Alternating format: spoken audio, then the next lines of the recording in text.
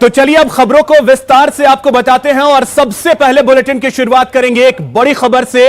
खबर सीकर से है, जहां से एक बड़ी खबर है कि एक परिवार ने सामूहिक खुदकुशी कर ली है। 4 लोगों ने फांसी लगाकर अपनी जान दे दी है। मृतकों में दंपत्ति और 2 बेटियां शामिल हैं। बेटे की मौत के बाद यह परिवार सदमे में था। राधा किशनपुरा इलाके का यह मामला है। अब पुलिस पूरे मामले की जांच पड़ताल में जुट गई है। तो यह बड़ी खबर इस वक्त की आपको बता दें सीकर से, जहां पर एक परिवार ने खुदकुशी कर लिया जिसमें दंपत्ति और 2 बेटियां शामिल हैं। यह परिवार जो है वो बेटे की मौत के बाद सदमे में था, जिसके बाद आज इस परिवार ने खुदकुशी कर ली है।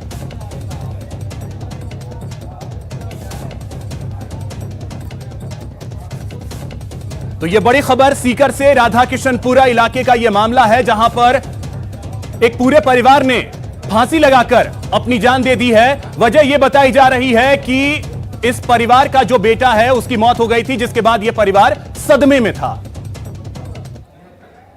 पुरोहित जी के ढाणे में एक ही परिवार के 4 लोगों के द्वारा सुसाइड करने की सूचना मिली थी। इस पर मौके पर पहुंचा गया तो एक ही परिवार के 4 लोग फांसी पर लटके हुए पाए गए, जिसमें एक मृतक है, उनकी पत्नी है और 2 पुत्री है। अभी कोई जानकारी को सामने आई है सर, कारण क्या रहे? प्राथमिक रूप से सामने आया है कि इनका बच्चा था 17-18 साल का जवान, जो कुछ समय पहले 4-6 महीने पहले एक्सपायर हो गया था। उसकी वजह से काफ़ी टेंशन में थे। कोई सुसाइड नोट भी मिलने की सूचना है सर? अभी जांच जारी है, वो देखा है, उसको तलाश ली जा रही है।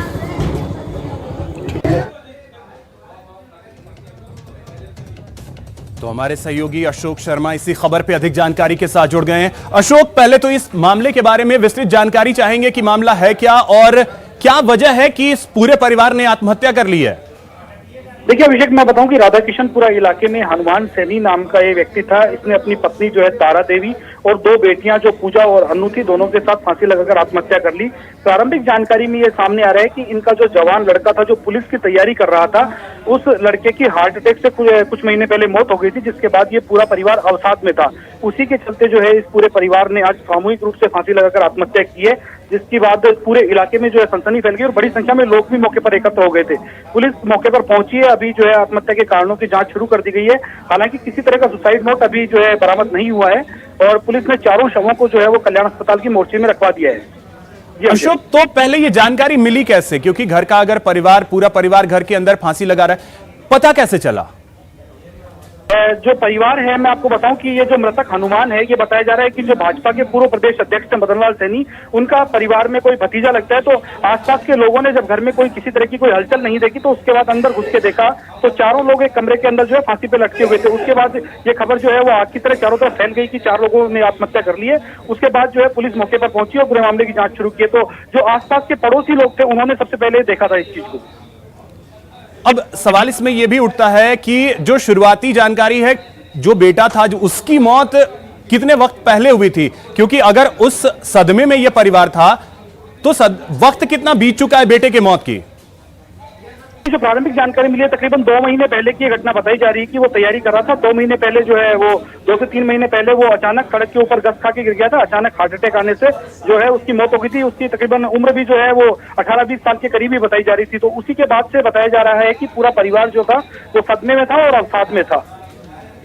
चलिए ठीक है अशोक, बहुत शुक्रिया आपका तमाम जानकारी के लिए। तो ये पूरा परिवार जो है बताया ये जा रहा है कि सदमे में था, क्योंकि इस परिवार के बेटे की मौत जो है हार्ट अटैक की वजह से लगभग 2 महीने पहले हो गई थी और आज इस परिवार में 4 लोगों ने फांसी लगाकर अपनी जान दे दी है, जिसमें ये दंपत्ति और 2 बेटियां इसकी शामिल हैं। इन 4 ने फांसी लगाकर अपनी जान दे दी है।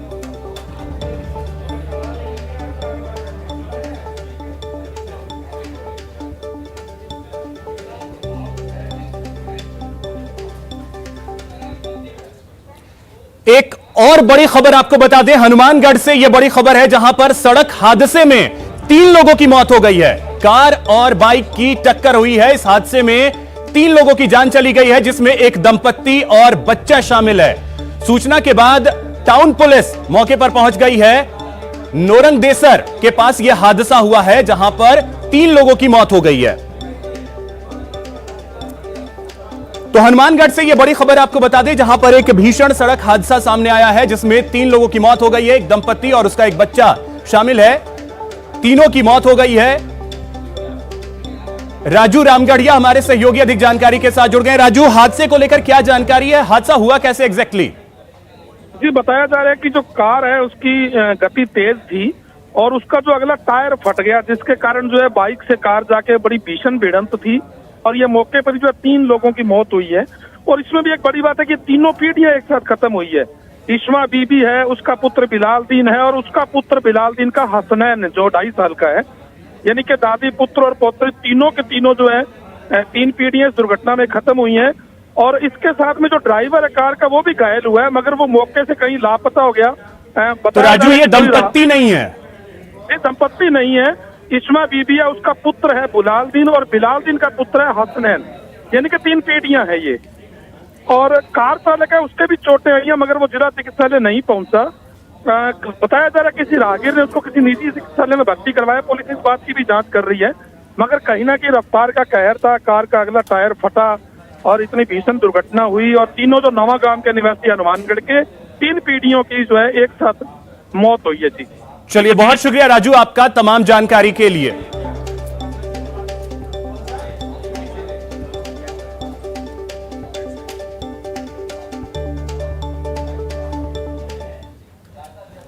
चलिए, अब आपको दिखाते हैं थाने में पुलिस वालों के ठुमके। बात भीलवाड़ा के बडलियास थाने की है, जहां थानाधिकारी सुजीत की ओर से बर्थडे पार्टी मनाई गई, जिसमें पुलिस वालों ने डीजे के धुन पर जमकर ठुमके लगाए। हर कोई इस पार्टी में अपने आप को नहीं रोक पा रहा था और डांस लगातार जारी था।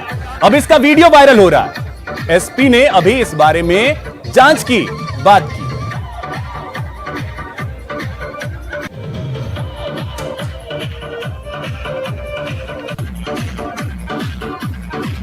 प्रमोद हमारे सहयोगी अधिक जानकारी के साथ जुड़ गए। प्रमोद, क्या जानकारी है वायरल वीडियो को लेकर? अभिषेक, ये कल रात का वीडियो है। भीलवाड़ा के जो बलिया थानाधिकारी हैं सुजीत, उनकी बर्थडे पार्टी थी। एसपी भीलवाड़ा आजकल रात को बिना पुलिस की गाड़ी के, अपने बिना वर्दी के ये रात को चेकिंग पर निकलते हैं। तो पहले ये मंगरोप गए थे और उसके बाद ये जब बलिया थाना पहुंचते हैं तो वहाँ के जो एसएचओ हैं सुजीत कुमार, वो अब्सेंट मिलते हैं। इनकी गैरहाजिरी डाल दी जाती है और वहाँ इन्हें 2 संदिग्ध व्यक्ति मिलते हैं, सिंहपुरा के राकेश शर्मा और गेंदलिया के रामलाल गुजर। जो जानकारी प्राप्त करने पर पता लगता है कि ये बजरी माफिया थे और ये इस तरह से ट्रैकिंग कर रहे थे, यहाँ तक कि एसपी की गाड़ी को भी ये ट्रैक कर रहे थे। बिना नंबर की गाड़ी, माफ कीजिएगा, पुलिस की सरकारी गाड़ी नहीं थी। तो इनको गिरफ्तार किया शांति भंग करने के आरोप में। इनकी जो ब्रेजा गाड़ी थी उसको सीज किया है। और इस तरह का वीडियो वायरल होने के बाद बिल्कुल ये बहुत थाना परिसर का मामला, जिस तरह से बर्थडे पार्टी मनाई जा रही है, बर्थडे पार्टी मनाना अलग बात है, पर जो लोग इसमें नजर आ रहे हैं, लोगों का आरोप है कि ज्यादातर बजरी माफिया है, बजरी बंद है, उसके बावजूद ये बजरी के धंधे में लिप्त है। इस बात की जांच के लिए एसपी ने जो वहाँ के एसएचओ उनको 7 दिन के लिए छुट्टी पे भेज दिया और भीलवाड़ा के जो डिप्टी एसपी राहुल जोशी उनको जाँच दी। अभिषेक, चलिए, बहुत शुक्रिया प्रमोद आपका तमाम जानकारी के लिए।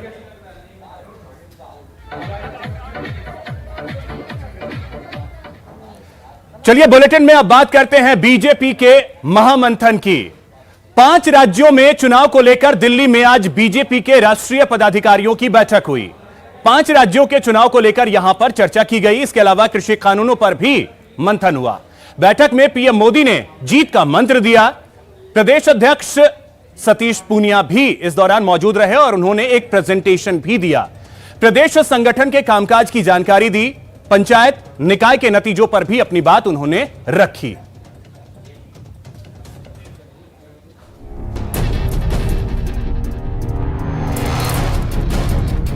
दिल्ली में रविवार को बीजेपी के राष्ट्रीय पदाधिकारियों की एक बड़ी बैठक हुई।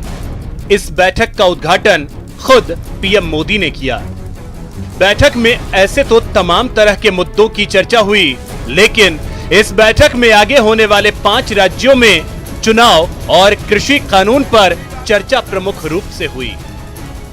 किसान आंदोलन पर बैठक में क्या बातें हुई बताएंगे, लेकिन पहले 5 राज्यों में होने वाले चुनाव पर क्या चर्चा हुई ये जान लीजिए। आने वाले समय में 5 राज्य के चुनाव की चर्चा हुई। पश्चिम बंगाल, तमिलनाडु, असम, केरल, पुदुचेरी विधानसभा, और इस विधानसभा के लिए इस बार पश्चिम बंगाल की जनता का जो अपार समर्थन प्रधानमंत्री नरेंद्र मोदी के नेतृत्व में भाजपा को मिल रहा है, ये विश्वास प्रकट किया कि अलोकतांत्रिक दमनकारी तुष्टीकरण को पनाह देने वाली सरकार जनता त्रस्त हो चुकी है और भारतीय जनता पार्टी पूरे विश्वास के साथ ही चुनाव जीतने जा रही है। इस बैठक में कृषि कानून और किसान आंदोलन पर भी खासा चर्चा हुई। इस मुद्दे पर बीजेपी ने कहा कि आंदोलन को लंबा खींचने की साजिश कांग्रेस और लेफ्ट की तरफ से की जा रही है।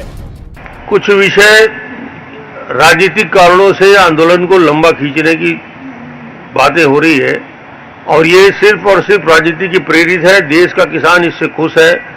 अलग अलग राज्यों में इसका जबरदस्त रूप से स्वागत हो रहा है, किसान संघ के द्वारा भी स्वागत हो रहा है और ये मुझे लगता है कि इस विशुद्ध रूप से कांग्रेस और कांग्रेस के समर्थक लेफ्ट के माध्यम से इस आंदोलन को जीवित रखने की साजिश है।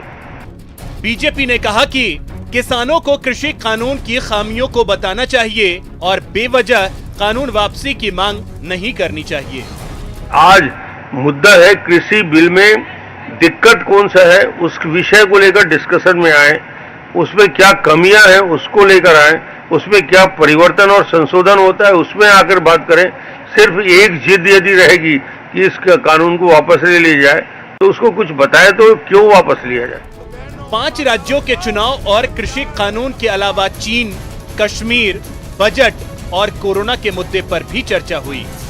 जम्मू कश्मीर में भी ऐतिहासिक अनुच्छेद 370 हटाने के बाद जो चुनाव हुए, असली जीत जमहूरियत की हुई और जिला परिषद में जम्मू कश्मीर की आवाम ने कई मिथक को तोड़े हैं। कश्मीर में आतंकवादी और अलगाववादी को दरकिनार कर लोगों को बेखौफ होकर लोकतंत्र में अपना भरोसा दिलाया है। भारत किसी से ना आंख झुकाकर बात करेगा, ना आंख उठाकर बात करेगा, बल्कि आंख मिला के बात करेगा। चीन के साथ पैदा हुई स्थिति में भारत की दृष्टिकोण स्पष्ट रहा है। बजट का असर गांव, गरीब, किसान, महिला, युवा, कारोबारी और भारत को आत्मनिर्भर बनाने के लिए एक महत्वपूर्ण बजट के रूप में इसको देखा गया। भारत न केवल कोविड से सफलतापूर्वक अभियान चलाता रहा, बल्कि दुनिया के सामने भारत को एक बेहतर तरीके से कोविड से निपटने के लिए क्या काम हो सकता है, ये सरकार ने मोदी जी के नेतृत्व में करके दिखाया। बता दें, बैठक में पीएम मोदी के अलावा पार्टी के राष्ट्रीय अध्यक्ष जेपी नड्डा समेत कई राज्यों के मुख्यमंत्री और पार्टी के राष्ट्रीय पदाधिकारी शामिल हुए और राज्यों के प्रभारी के साथ प्रदेश अध्यक्ष भी बैठक में मौजूद रहे। Bureau report, news 18 network.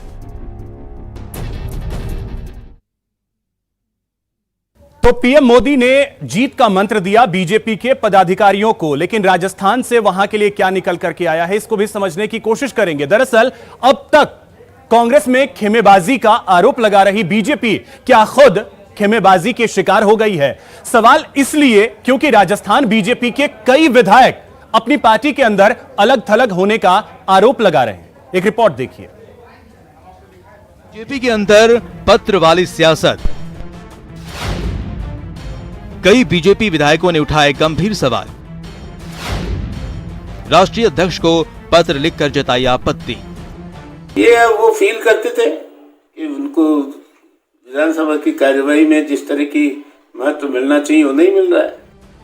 पूर्व विधानसभा अध्यक्ष और मौजूदा बीजेपी विधायक कैलाश मेघवाल के ये सवाल बताने के लिए काफी हैं कि बीजेपी के अंदर सभी कुछ सही नहीं है।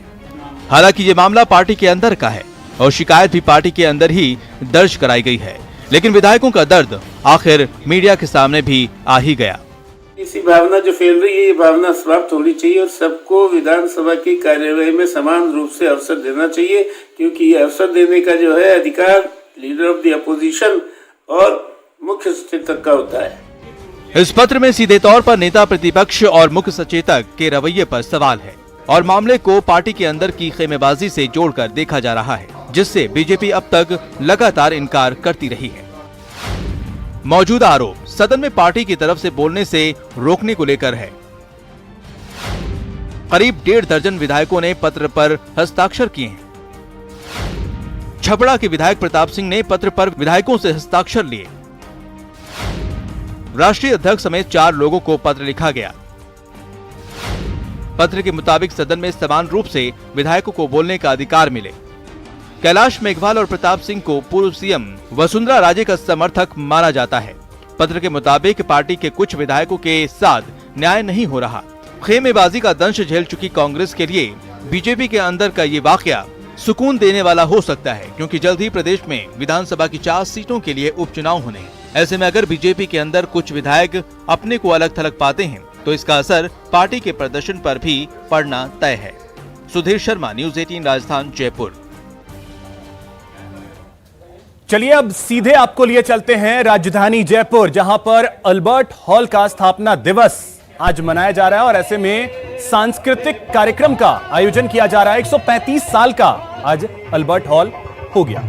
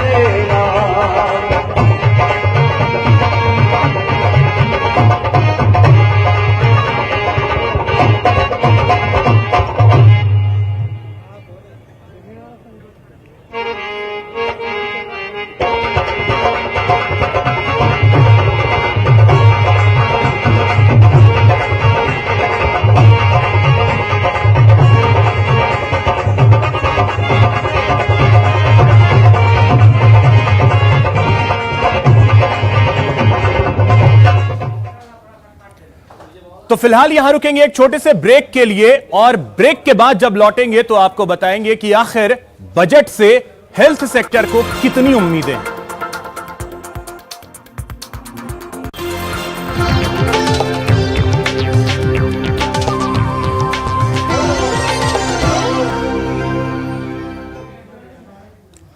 ब्रेक के बाद आपका स्वागत है। चलिए अब आपको बताते हैं कि आखिर हेल्थ सेक्टर को बजट से कितनी उम्मीदें हैं।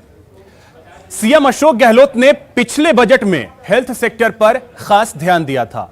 इस बार भी स्वास्थ्य क्षेत्र को विशेष महत्व मिलने के आसार हैं। सीएम अशोक गहलोत मौजूदा कार्यकाल का तीसरा बजट 24 फरवरी को पेश करेंगे। पिछले बजट में स्वास्थ्य था पहला संकल्प।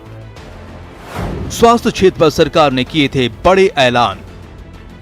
कोरोना काल में हेल्थ सेक्टर ने किया बेहतरीन काम। हेल्थ सेक्टर के बजट में बढ़ोतरी की मांग।